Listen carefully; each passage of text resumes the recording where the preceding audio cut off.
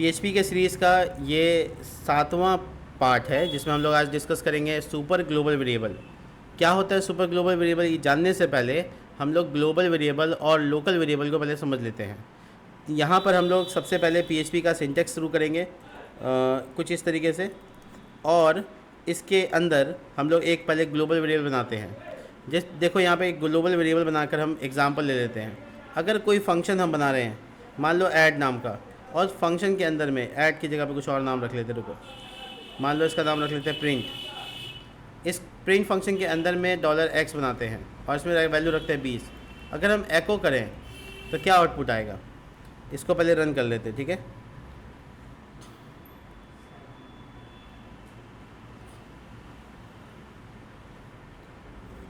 Print keyword, print data, print word नहीं use कर सकते, रिजर्व वर्ड था इसलिए नहीं यूज़ कर सकते, तो प्रिंट डाटा कर दिया। अब इसको कॉल करते हैं, ठीक है, प्रिंट डाटा, ठीक है। अब हम इसको लाइव करते हैं, यानी इसका प्रोजेक्ट को चलाने के लिए हमको जैम की ज़रूरत पड़ेगी। तो हम जैम कंट्रोल पैनल से अपाचे सर्वर को स्टार्ट कर देंगे। ये रहा स्टार्ट बटन और इससे हम स्टार्ट कर लिया। थोड़ी देर रुक जाएंगे, जब ये ग्रीन हो जाएगा तो उसके बाद ब्राउज़र के पास जाएंगे और अपना फ़ोल्डर लोकल हो स्लैश, शायद मेरे प्रोजेक्ट का नाम है फॉर्म, तो हम एंटर करेंगे। देखिए आउटपुट क्या आ रहा है, 20 आ रहा है। कौन सा वाला एक्सेस किया इसने, लोकल को। क्यों, क्योंकि मैंने इको कहाँ किया है, बोलिए ना, लोकल में। यानी अगर हम इसको बाहर प्रिंट करते तो क्या आता, 10। तो ये लोकल वाला को एक्सेस नहीं कर रहा है, ठीक है, क्लियर है। लेकिन अगर हम ये चाहते हैं कि हमको अंदर ही एक्सेस करे बाहर वाला, तो फिर हम अंदर डिक्लेयर नहीं करेंगे। बट एक प्रॉब्लम है, यहाँ पे x वेरिएबल क्या बोल रहा है, अनडिफाइंड है। क्यों अनडिफाइंड है, क्योंकि अंदर में कहीं पे भी x नहीं बना है। कहाँ बना है, बाहर बना है। तो अगर कोई वेरिएबल जो बाहर बना है पीएचपी में, तुम उसको फंक्शन के अंदर इस्तेमाल करना चाहते हो, तो उसको ग्लोबल $x लगा के डिक्लेयर करना पड़ेगा कि ये ग्लोबल है। ग्लोबल कीवर्ड लगाना है, वेरिएबल का नाम लगाना है, जिसके बाद क्या हो जाएगा, वो खोजेगा कहाँ, लोकल में नहीं खोजेगा, कहाँ खोजेगा, बाहर खोज लेगा। अब बाहर जो खोजेगा उसको हम लोग अंदर एक्सेस कर सकते हैं। तो इसका मतलब है कि हम लोग बाहर का डेटा अंदर एक्सेस कर पा रहे हैं। यहाँ तक कि हम बाहर का डेटा को अंदर अल्टर कर रहे हैं, यानी चेंज कर रहे हैं। तो क्या ये बाहर भी चेंज हो जाएगा, चेक करें, $x, और थोड़ा सा ब्रेक कर लेते हैं ताकि दूसरे लाइन में ये ज़रूर आए।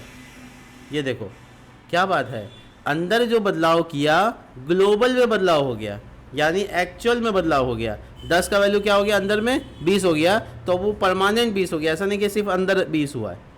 क्लियर है मेरी बात।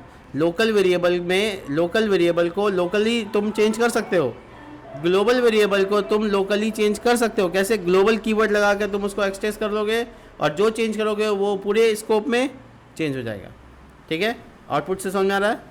चलिए, इस दोनों स्कोप के अलावा पीएचपी के पास कुछ ऐसे वेरिएबल भी होते हैं, बना हुआ वेरिएबल, यानी प्री डिफाइंड वेरिएबल, जिसे हम कहते हैं सुपर ग्लोबल वेरिएबल, जिसका टॉपिक आज हम लोग डिस्कस करेंगे। सुपर ग्लोबल वेरिएबल पहले से ही बनाया हुआ है। कैसे और कौन कौन से हैं, सुनिए ध्यान से। सबसे पहले तो हम लिस्ट जारी कर देते हैं कि कौन कौन से हैं। पहला जो है वो है $ग्लोबल, ठीक है, $ग्लोबल्स। दूसरा जो है वो है $_सर्वर, सॉरी, $_सर्वर। देखिए इस तरीके से ये सब सुपर ग्लोबल वेरिएबल्स है। मैं आपको बताऊं, सुपर ग्लोबल वेरिएबल जो होते हैं कैपिटल में लिखने हैं। दूसरा ये कि ज़्यादातर में अंडरस्कोर लगाना है आगे में, ज़्यादातर में, सब में नहीं। जैसे ग्लोबल्स में देखो नहीं लगा हुआ है, लेकिन कुछ में आपको लगाने होंगे। इसके अलावा बहुत सारे और हैं जो आपको हम थोड़ा लिस्ट आउट करने की कोशिश करते हैं। देखो फाइल्स, ठीक है, इसी तरीके से पोस्ट, इसी तरीके से गेट, सब कैपिटल में लिखा जाएगा, स्मॉल नहीं कर सकते हैं। इसको प्री डिफाइन है, इसलिए जैसे है वैसे इस्तेमाल करना पड़ेगा। तो ग्लोबल सर्वर, उसके बाद इसी तरीके से सेशन एक्सेस करने के लिए है $_सेशन, और इसी तरीके से है अगर आप कुकीज़ स्टोर करना चाहते हैं या एक्सेस करना चाहते हैं तो $_कुकीज़, कुकी, ठीक है। इस तरीके से 7 आपको बताए। इसके अलावा और भी हैं, जैसे कि अंडरस्कोर ENV, इन्वायरमेंट के लिए ENV बस, ठीक है। और कुकी सेशन रिक्वेस्ट एक लास्ट है, लास्ट नंबर है 9, और इसमें $_रिक्वेस्ट। देखिए, तो ये सारे के सारे अलग अलग काम आते हैं। मैं एक एक करके सबको बताता हूँ। सबसे पहले हम लोग ग्लोबल वाला को देखेंगे। तो ग्लोबल जो यहाँ $ग्लोबल जिसको कह रहे हैं हम लोग, ये एक्चुअल वेरिएबल है, ऐसा है जो कि किसी भी स्कोप में इस्तेमाल होता है, और आप इस किसी भी स्कोप में इस्तेमाल करके इसको जैसे हम लोग कीवर्ड लगाते हैं ना ग्लोबल, अभी हमको दिखाए थे ग्लोबल कीवर्ड, यही कीवर्ड का अल्टरनेट है ये, और हम लोग इसका इस्तेमाल करके भी दिखा देते हैं। देखिएगा, अगर हम यहाँ पर एक वेरिएबल बनाए $x = 20, और हम एक फंक्शन बनाया जिसका नाम रख लेते हैं प्रिंट डाटा, अगेन वही एग्जांपल, देखिए प्रिंट डाटा, और हम पहले वाले एग्जांपल को दिखा रहे हैं आपको, ध्यान से देखिएगा। हम आपको कौन सा एग्जांपल दिखा रहे हैं? फर्स्ट, यानी $ग्लोबल को। देखिए प्रिंट डाटा में देखिए सब लोग $ग्लोबल्स बड़ी ब्रैकेट, और वो जो वेरिएबल है जिसको आप एक्सेस करना चाहते हैं उसका नाम क्या है? x। इसका मतलब ये हुआ कि जो x वेरिएबल है वो एक एरे के फॉर्म में $_ग्लोबल में स्टोर कर दिया गया है। आप जब भी एक्सेस करना चाहेंगे कर सकते हैं। देखिए, अब आपको ग्लोबल कीवर्ड लगाने की ज़रूरत नहीं है, आपको $x को डिक्लेयर करने की ज़रूरत नहीं है, आप डायरेक्ट इस्तेमाल कर सकते हैं। आप इसका आउटपुट देखिए, इसका प्रिंट करना पड़ेगा फंक्शन को, प्रिंट डाटा, चेक कीजिए क्या आ रहा है? 20 जो वैल्यू था। यानी इस तरीके से आप ग्लोबल वेरिएबल को ग्लोबली एक्सेस कर सकते हैं, यहाँ तक कि आप वेरिएबल भी ग्लोबल बना सकते हैं। मैं आपको दिखाऊं, देखिएगा $ग्लोबल बड़ी ब्रैकेट, नाम क्या रखा? y, इसमें वैल्यू क्या डाल देते हैं? 25 या 24, ठीक है। तो क्या हम बाहर एक्सेस कर सकते हैं $y? चेक करें, इक्वल लगा के चेक कर लेते हैं, देखिए क्या बात है। तो $ग्लोबल एक एरे है, बनाया हुआ एरे है, जो भी ग्लोबल स्कोप में डालना होगा आप उसमें असाइन कर दीजिए, या जो भी आप ग्लोबल वीडियो बनाए हैं उसमें असाइन हो गया अपने आप। दोनों स्थिति आपने देखा, $x आप ग्लोबल असाइन कर दिए, वो अपने आप किस में घुस गया? ग्लोबल नाम के एरे में, जिसमें आप की डालें x नाम का, यानी कि वेरिएबल का नाम, और आप एक्सेस कर लिए। और दूसरा तरीका क्या हुआ? y नाम का जो है ना, आपने एक ग्लोबल वेरिएबल बनाया, उसमें कितना असाइन किया? 24 असाइन कर दिया, जिसके बाद जब आप इको किया तो क्या आया? 24 आ गया, ठीक है। अगर आपको यहाँ पे संदेह है तो हम इसको इको करके ब्रेक लगा देते हैं, ताकि आपको अलग अलग लाइन में नज़र आए। देखिए, देखा आपने? तो $ग्लोबल एक पूरा एरे है जिसमें ग्लोबल सारे डेटा स्टोर किए जा सकते हैं, ठीक है। मैं आपको एक दो उदाहरण और दूंगा, देखिएगा ध्यान से। यहाँ पे एक वेरिएबल बनाए, ये बनाए एक 10, ये बनाए एक z 40, ये तीनों वेरिएबल बनाए। और एक बार आप क्या कीजिए, प्रिंट r का इस्तेमाल कीजिए। प्रिंट r एक फंक्शन है, प्रिंट _r एक फंक्शन है जिससे एरे पूरा प्रिंट होता है। तो आप पूरा ग्लोबल एरे को ही प्रिंट कर दीजिए। देखिए इसमें क्या क्या आता है, देखिए इस सब के अलावा आपके पास x नाम का वेरिएबल है, y नाम का और z नाम का जो आपने बनाया था। देखिए तीनों डेटा इसमें स्टोर हो गया। यानी इसमें एरे में तो आपने स्टोर बिल्कुल नहीं किया था, लेकिन कंप्यूटर क्या किया, कंपाइलर क्या किया, सारे वेरिएबल जो आपने ग्लोबली डिक्लेयर किए थे वो सब ग्लोबल में स्टोर कर दिया। तो आप उसको एक्सेस भी कर सकते हो और उसको चेंज भी कर सकते हो। समझ रहे हो मेरी बात? अगर हम इस एरे में दो चेंज कर दें, यानी जैसे $x वेरिएबल को हम चेंज कर दें, फॉर एग्जांपल हम इसको चेंज करके 50 कर दें, तो आपको पता है ये वेरिएबल चेंज हो गया अपने आप। कैसे चेंज हो गया चेक करें, देखिए कितना दिख रहा है। आपको यकीन नहीं है, आप इसको प्रिंट मत कीजिए, आप एक को लगा के $x को प्रिंट कर दीजिए, चेक कीजिए, देखिए क्या आता है। 50 आया। इसका मतलब है कि आपने $ग्लोबल्स का इस्तेमाल करके ग्लोबल वेरिएबल को मैनिपुलेट करना शुरू कर दिया। और ये क्या है, ये बनाया हुआ एरे है जो कि एक सुपर ग्लोबल वेरिएबल है जिसका स्कोप हर जगह अवेलेबल है। स्कोप अंदर भी है, बाहर भी है, किसी दूसरे फाइल में भी है, सब जगह। ठीक है, क्लियर है? हम लोग किसी भी जगह पे एक्सेस कर सकते हैं। तो ये है पहला एग्जांपल जिसका $ग्लोबल का एग्जांपल। अब $सर्वर का एग्जांपल सुनिए। $_सर्वर जो कि दूसरा सुपर ग्लोबल वेरिएबल है, इसमें क्या करना होता है और इस क्यों बनाया गया है और क्यों है अवेलेबल, इसको थोड़ा समझते हैं।